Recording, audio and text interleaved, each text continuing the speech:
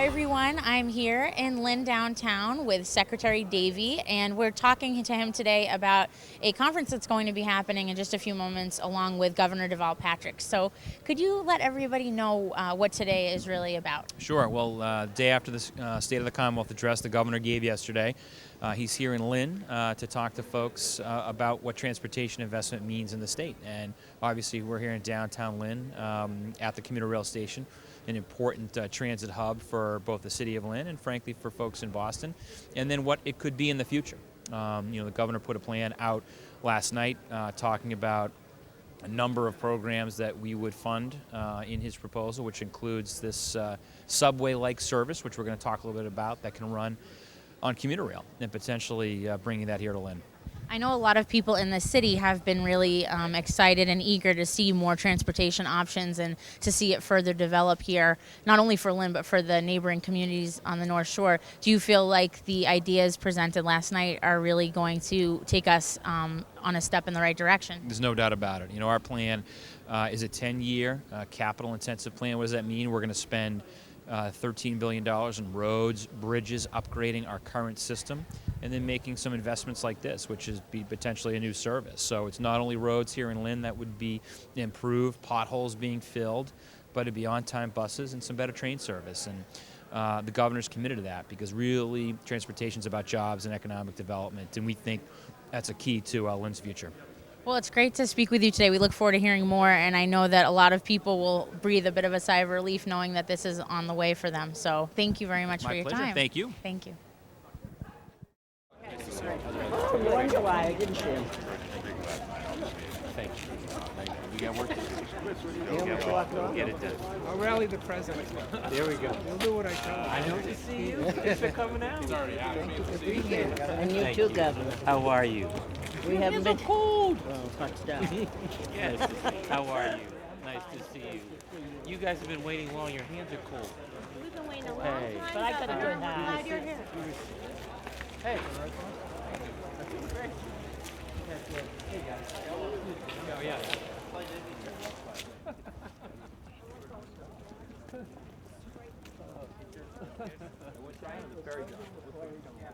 Oh, Steve was down there the other day. I was down there today, yeah. Down there this morning checking on it. Dredging's coming.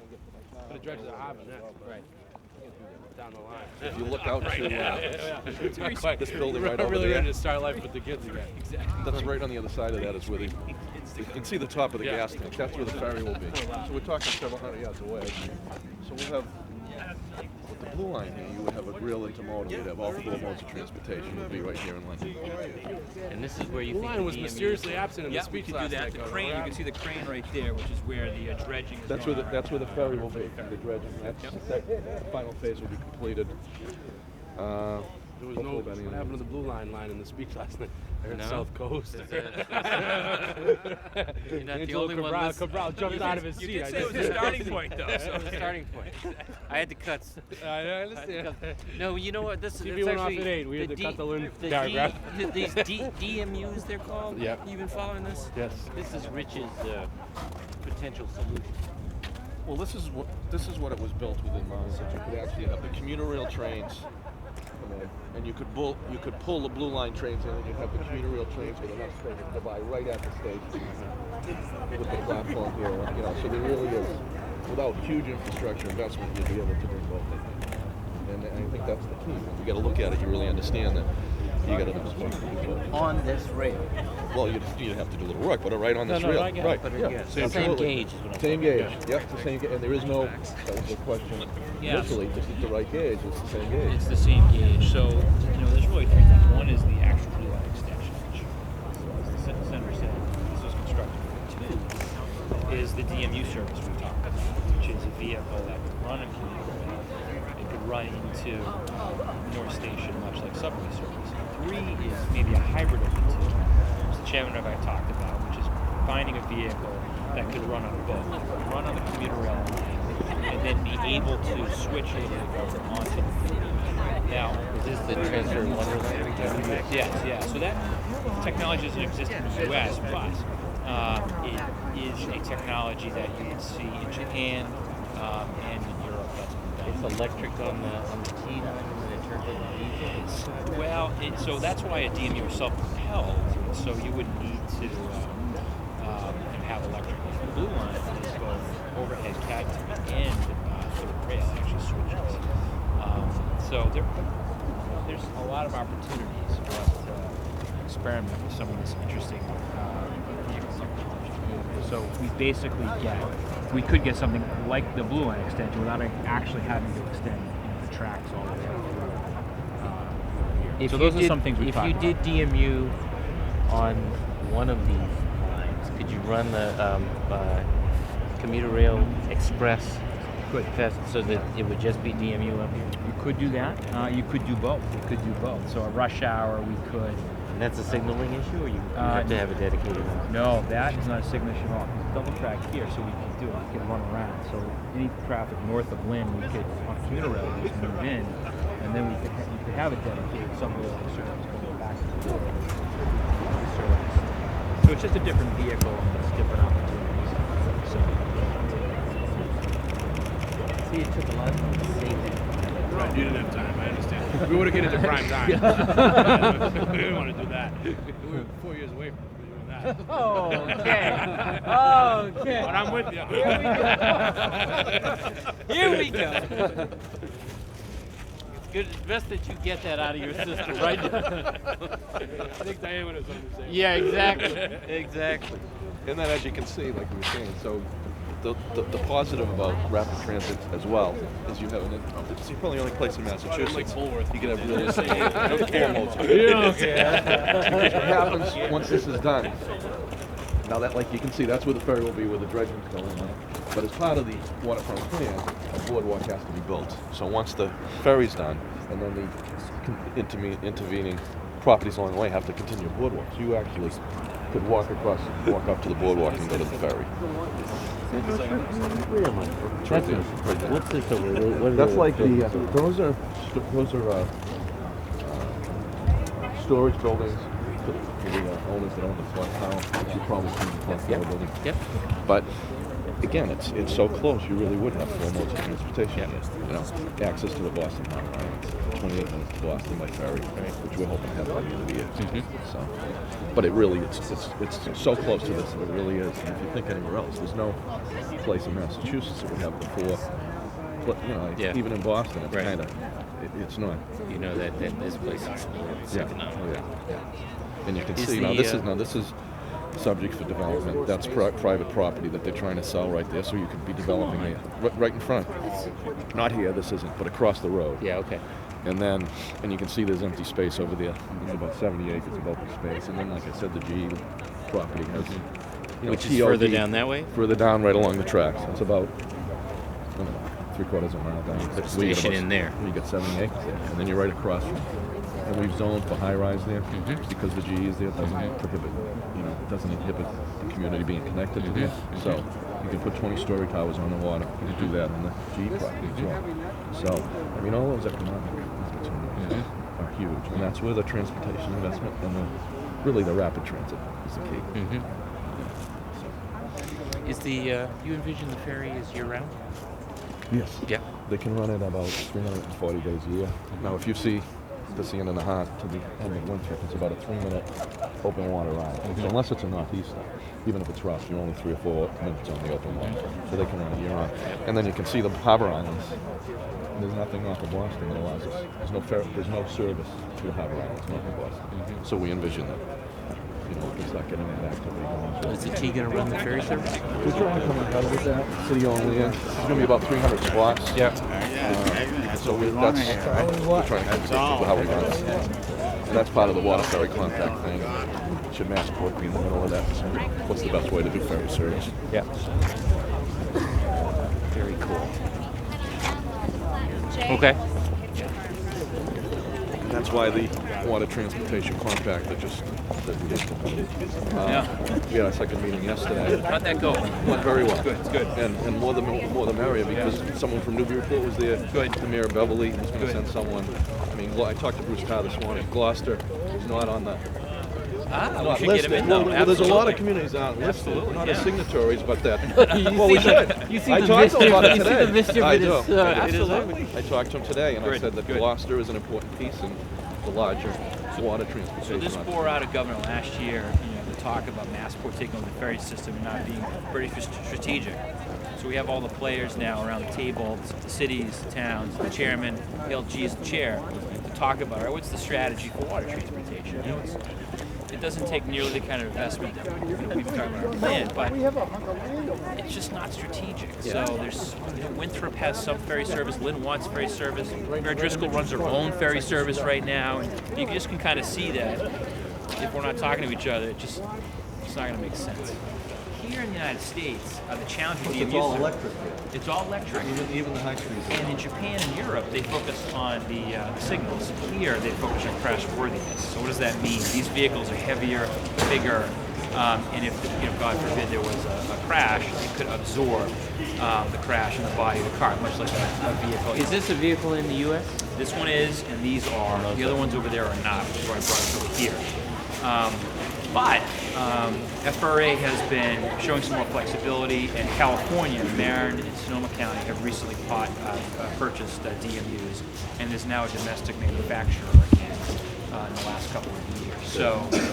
So we have talked about looking at doing a pilot service potentially here for not only Lynn, but we talked about Fairmont and a few other opportunities where it makes sense. And you have subway-like service. It's every 10 or 15 minutes, not commuter rail, which is usually every hour or half hour. And it's smaller. You can have 2 cars, not big bulky ones. And then they pull themselves. There's an engine right in there as opposed to having to be pulled by a locomotive. Similar to an old Budliner? Like a Exactly right. Absolutely. Old Budline cars. It all comes back, doesn't it? It does. Back to the future. And then, the question is can we get a vehicle that would allow it to run on the blue line and then shift over so you wouldn't have to build track to extend it? Could you use the current infrastructure? I think this is the chairman's point, to reduce the cost and be creative. So that's something we're looking at right now to see if we can do that. Is the gauge of the blue line the same as the gauge for commuter rail Yes. here? Yes. And so the real challenge is signals, to make sure that the car can talk and respond to both commuter rail signals and blue line signals, very different technology. And then the question is how, right? So The issue with extending the blue line was that there was a building in the right of way. So If I'm talking about the existing. There's 2 right-of-ways, actually. there's 2 right-of-ways. But the real issue is the Point of Pines right-of-way. Revere will never be supportive, so we'll be litigating that forever. They have agreed to the other. There were 2 routes, and the other was right along the commuter rail line. And so the blue line expansion would have been you'd build an extension with another line for the blue line to run alongside the commuter rail. Well, after I went to Japan, the thought came to me is, you're talking about can you cut that cost down substantially, make the blue line real, and then utilize the same rail, which would mean signaling. The only thing you'd have to do is make the connection over by one. But that's and Revere supports that route. They would not support the old narrow gauge, the old line. And there is a building built on it, but it's in a neighborhood. And whereas on the commuter rail tracks, they would be supportive. And that takes away years of battling. Can we do it? And, so that's why I think thinking outside the box makes a lot of sense. So I thought you had, when you first were talking about DMUs, that the idea was you run a DMU on this line right in the station. Correct. You can do that very easily. Are there stops? Yeah, there are 4 that wouldn't necessarily have to stop. So that's a technology that exists today. It's very easy to procure. The chairman's point is a little more difficult, but one that we can look at. But the order of difficulty is that solution, connecting it at Wonderland on the preferred, Revere preferred route, and the other one is the straight extension. Correct. That's correct. I mean, that's the most. That's the most expensive, and I think just the chairman's point, the one that, at least for the Point of Pines, Revere, the city of Revere, something like that. Yeah, because it's close to home. But you have North Station as a destination today. Yeah. You don't have one. So the middle option, the cheaper option to extend the blue line through a DMU to Lynn allows you a destination to get to the airport. The other side, I guess, keep I got you. And what you do, the Logan Airport, I really believe Logan Airport connection is key. And then you link to the green line, the blue line connects to the red line. Yeah. I mean, You went through the green upstairs to line. the platform. It would be so convenient. You get off the commuter rail, you can walk across the platform, down the platform, up on the transit, right to Logan Airport. Yeah. Look at it and see what I mean. You know, I mean, it really. So this would be a center for that kind of activity, and then it would obviously the economic development would be. If the straight extension is a $700 or $800 million project, what's plan B? That's I don't know if we've priced it yet. But Yeah. this is just. I mean, we've been fishing forever, still not on the plan. So how do we jumpstart something? I would think it's going to be substantially less. Because you're utilizing a lot of the same infrastructure. Right. Instead of building a whole new set of infrastructure coming down. Right. So I don't know the number, but we could. That's something to explore. Yeah. I mean, I'm very keen on trying to figure out how to use these DMU technology, because I think it's so clever.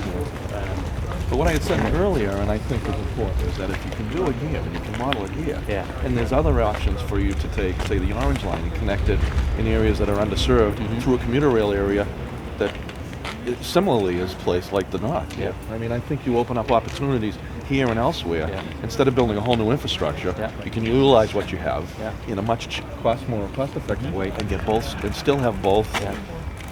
The commuter rail and the subway system. So, I mean, that's why I think it's unique to look at it differently. It opens up. Good idea. It's outside the box, but it does open other doors, and I think maybe we get federal money. This is a model. We can show it works here. And then nationally, the same situations. I'm sure in Philadelphia, and New York, and other places where they have both. They must be looking There's at got, the same time. let's share if you got the right way to do it safely, obviously. Great. And I've asked people, am I crazy? And most people have said no. I say no. Mostly Well, they know I'm crazy. They're not crazy about this, I Mostly guess. they say yes, but not to your face. At